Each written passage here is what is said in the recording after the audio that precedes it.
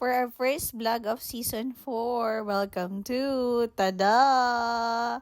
1914 Tea House. Dito lang yan sa Sariaya Bypass. Tara, let's go foodie! And we're gonna try their coffee.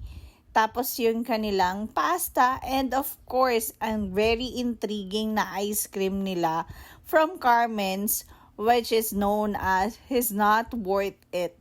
Tingnan natin kung worth tasting ba kahit na he's not worth it. Tara, let's ka foodies!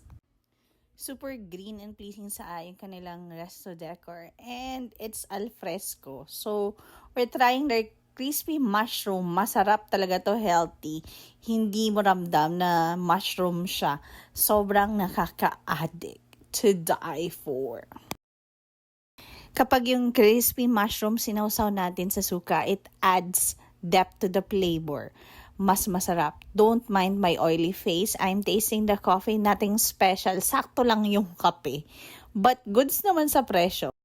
Now we're gonna try the ice cream na He's Not Worth It. Medyo struggle pa pagbubukas mga sisis.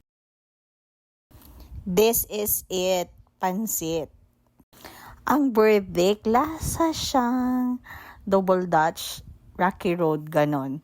Masarap siya. Worth it naman siya and tasty. Hindi ko na video yung pasta, pero masarap din siya. So, yan yung sunset nung kumain kami. I hope nag-enjoy kayo. Tata! Tata!